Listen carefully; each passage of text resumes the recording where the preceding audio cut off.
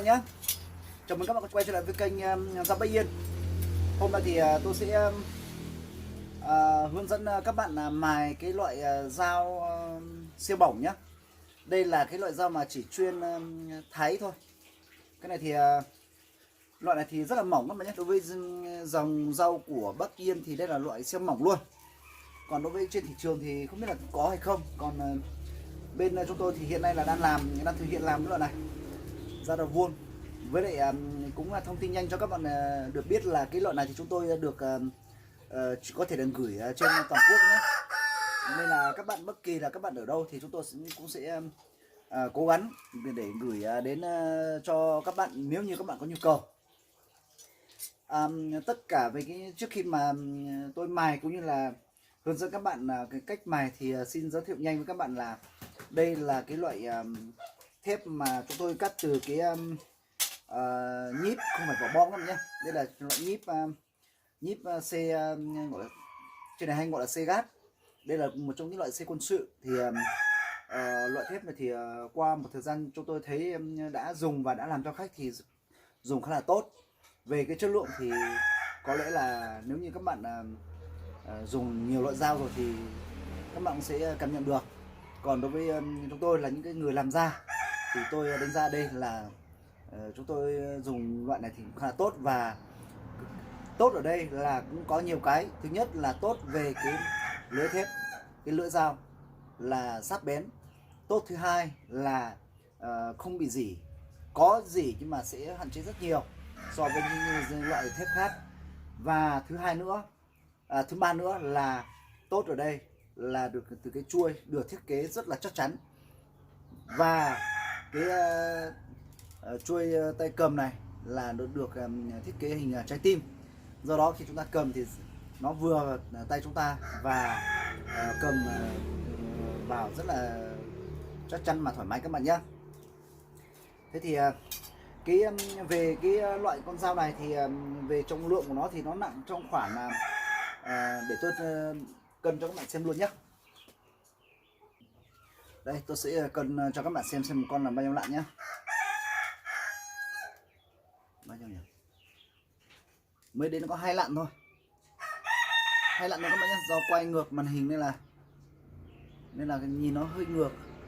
Vâng, 2 lạng các bạn nhé. Đối với con này. Tiếp theo là con nhỏ nhỏ này. Con nhỏ này không biết có đến 1 lạng không? Con này đúng 1 lạng các bạn nhé. Đây. Đây là một trong những loại dao mà siêu mỏng của bên lò rèn Bách Yên chúng tôi. Tiếp theo con này nhé.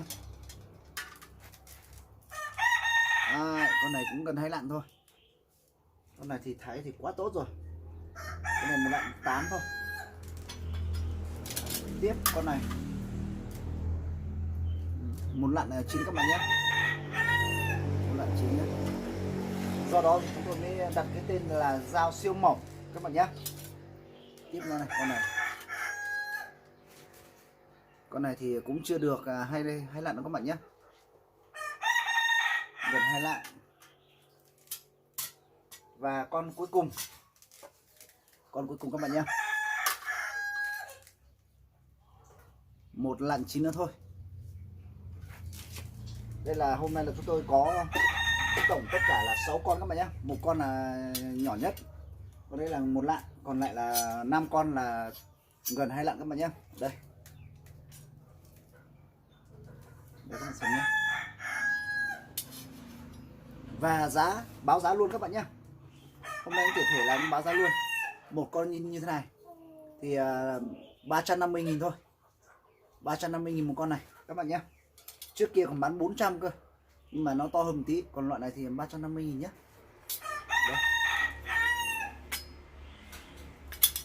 Cũng xin lỗi các bạn là tiền nào của ấy thôi. Của tốt thì giá đắt một tí, còn của mà rẻ thì những con này 50-60.000 cũng có các bạn nhé.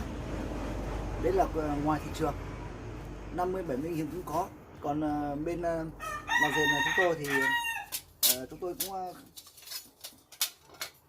tính toán rất kỹ rồi. Với cái giá cả như vậy là cũng hợp lý thôi. Còn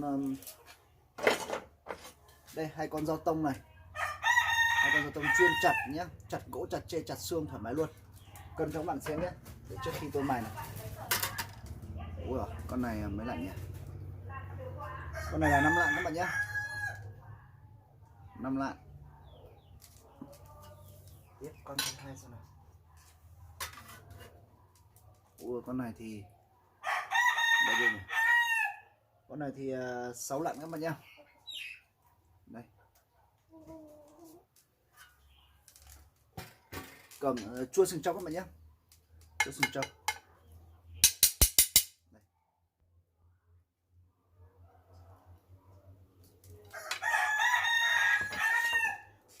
Sau đây là xin mời các bạn cùng với tôi sẽ xem cái cách mài cái lưỡi dao của cái loại dao siêu mỏng nhé, nó như thế nào để các bạn có thể là ở bất kỳ nơi nào các bạn nhìn thấy cái video của tôi thì các bạn đều biết để cách mài dao tiện và tiện lợi và nhanh nhất các bạn nhé. Đây, tôi sẽ hướng dẫn các bạn làm cách mài dao này nhá. Tôi sẽ để đây.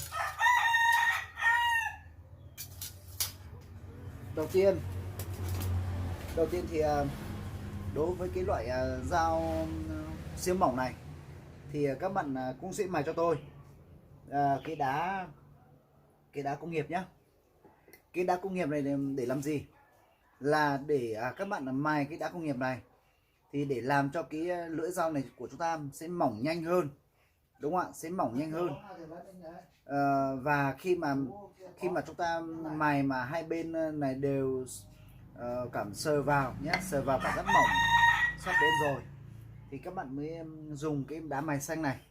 Cái đá mài xanh này sẽ quyết định cho cái lưỡi dao của chúng ta bóng và không còn cái lưỡi dao của ta sẽ không còn cái lưỡi răng cưa nữa. Như ở đây này, chúng ta mài cái này ấy, thì nó chỉ là nhanh cho nó mỏng thôi, chứ còn nó sẽ tạo cho chúng ta cái lưỡi này sẽ tạo cho ta những cái lưỡi giống như lưỡi răng cưa các bạn nhé. Do đó thì các bạn cắt hoặc các bạn xỉa thì nó sẽ không cắt được, sẽ không bén. Còn đối với cái đá xanh này thì nó làm cho cái lưỡi dao của chúng ta sáng bóng hơn và làm cho cái lưỡi dao cái chỗ này là nó sẽ hết cái lưỡi răng cưa, do đó thì nó sẽ rất là sắc bén. Thế thì sau đây các bạn xem tôi. Còn nếu mà ở trong bếp mà là chị em phụ nữ thì có thể là các chị em dùng thế này cũng được, nhẹ nhàng thế này cũng được nhé, bởi vì cái loại lưỡi dao này nó mỏng nên là mài nó rất là dễ. Còn ở đây là tôi hướng dẫn các bạn là khi mà nó quá cùn thì các bạn mài thôi. Đây các bạn mài thế này.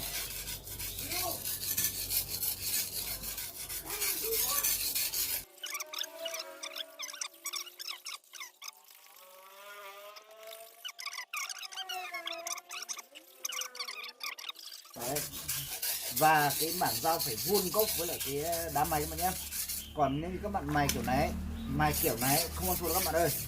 Mài thế này thì đúng là chỉ là cho nó tiện, là cái thói quen thôi. Cái mài thế này là không thua các bạn nhé. Cái này như thế này là không ăn thua.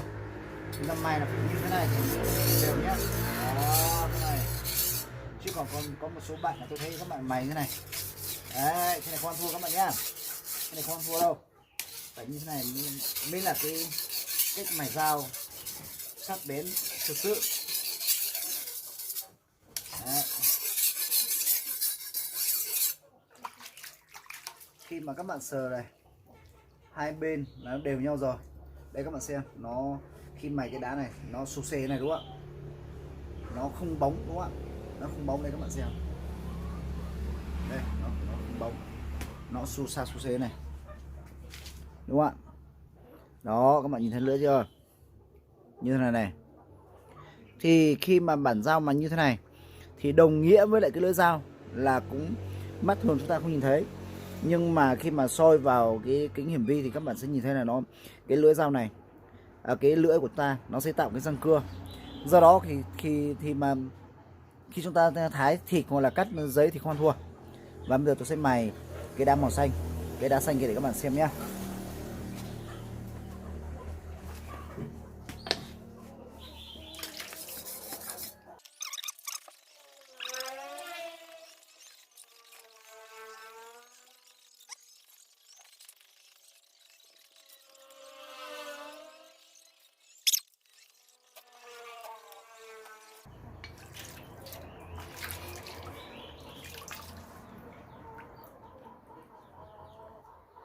giờ cái lưỡi rất là sắc rồi nhá. Các bạn nhìn thấy các bạn, đấy cái lưỡi nó sẽ giảm đi rất nhiều. Cái mà sột sạt sột xém đây tôi nói với các bạn đấy, đây đây như thế này. Sau đây là tôi sẽ cắt dây thử cho các bạn xem nhé. Sau khi mà tôi mài xong thì tôi sẽ cắt thử dây cho các bạn xem nhé. Đầu tiên là cắt cái bìa cứng cứng một tí. Đây các bạn xem nhé. Đúng không ạ? Cắt nhẹ nhàng các bạn xem nhé. Đúng không ạ? Cái này thì bìa cứng thì thôi, không ăn thua. Cái sắt đến hay không chúng ta phải thử những cái tờ giấy siêu mỏng thì nó mới đánh giá được cái con dao, cái lưỡi dao nó sát hay không các bạn nhé. Chứ còn những cái bìa ở đây tú lực khơ với cái bìa này thì con dao cùn cũng cắt được các bạn nhé. Còn đây là bìa giấy A4 này, đây các bạn này, đấy, thấy chưa? Nếu như mà những cái lưỡi dao mà không sắt ấy thì khi mà cắt như thế này, đấy nó sẽ để lại đây, đấy nó sẽ để lại thế này, đấy đây là tôi đang kéo rồi, nó sẽ để lại thế này, đấy nó sẽ như thế này, nó sẽ như thế này các bạn nhá. Nhưng và đối với những cái lưỡi dao cùn thì cắt ngược giấy như thế này cũng không cắt được, nhưng đối với con này thoải mái nhá. Đây tôi lấy một con hơi cùn cho các bạn xem để so sánh. Tìm con cùn nhá. Đây như con này thì khách người ta gửi đến sửa nhá. Đây con này đang sửa cho người ta thôi. Cái này là của một bác người dân tộc Thái, bác ấy gửi đến sửa thì con này cũng mài rồi nhưng mà nó cũng chưa được sắc cho lắm. Đây các bạn xem nhá. Đây cũng sắc nhưng mà nó sẽ không thể ngọt. Đây nó toàn để lại giấy thế này, nó không cắt đứt luôn. Đấy riêng cắt ngược thế này không giờ cắt được. Đấy các bạn xem, đấy nó toàn thế rồi. Cắt bên này thì được nhá, cắt bên này thì ok, nhưng mà nó không ngọt mấy. Đấy nó không cắt được hết đứt luôn. Đây các bạn xem cái này này, nó khó lắm, cắt như thế này nhá. Đấy cái trường này đấy đấy nó cứ toàn này thôi. Đấy đây lúc một lúc không đó, cứ như thế này. Còn đối với những cái dòng bên này loại này để tôi chỉnh cái camera nhé. Đây những cái loại như thế này ấy, thì các bạn xem tôi cắt nhé. Đấy nó như thế này các bạn, đó cắt rất là ngọt luôn các bạn nhé. Đây là con thứ nhất. Tiếp một cái con nhỏ nhỏ này, còn những con này tôi đã cắt vừa mài xong rồi nhé. Đây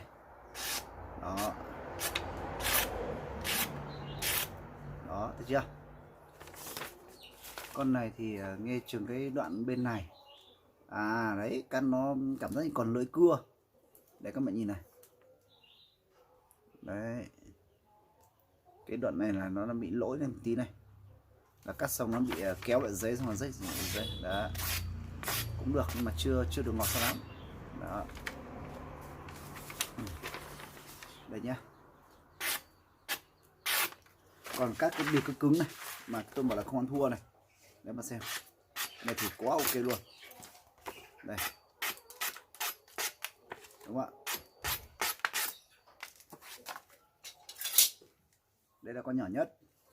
Tiếp theo là con thứ hai, cái loại to nhé. Đây đúng không ạ? Còn dao sắt hay không các bạn chỉ cần cắt từ cái loại giấy siêu mỏng như thế này thì các bạn sẽ biết ngay là con nào sắt con nào không sắt các bạn nhé. Đây đó. Đấy tiếp theo con thứ ba nhé. Đó, cắt kể cả bất kỳ là chiều giấy nào. Khi các bạn thử dao là các bạn phải, đối với một tờ giấy như thế này các bạn phải thử đủ các loại góc nhé. Có những cái gốc thì có những cái gốc giấy thì chúng ta thử là không cắt được đâu, nó sẽ không cắt theo mà nó sẽ không đứt mà nó sẽ bị xé rồi các bạn nhé. Đấy ví dụ cái này đó, đấy nó là bị thế này, con này chưa Mài chưa nhỉ? À đây, con này đang bị một lơ cưa đây, con này chưa mài rồi.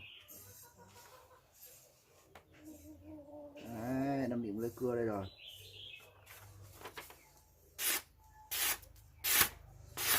Đấy.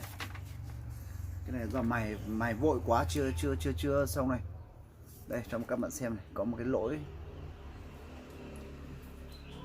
Cái lỗi này thì chỉ như thế nào để các bạn còn nhìn thấy nhỉ?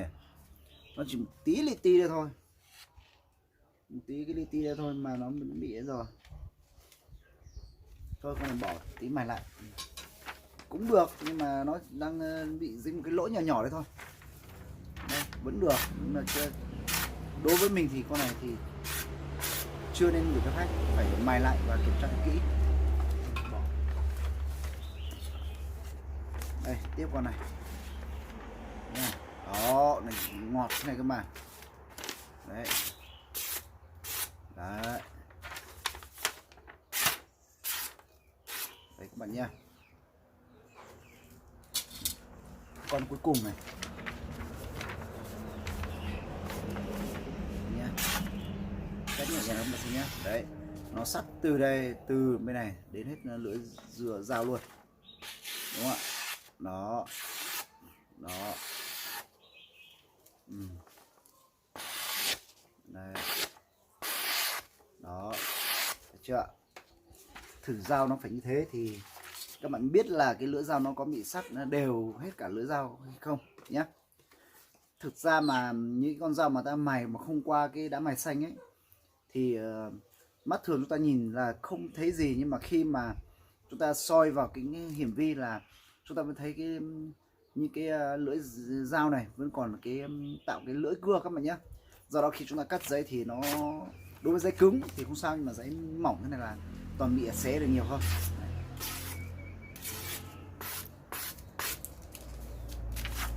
Đây nhé, đúng không ạ?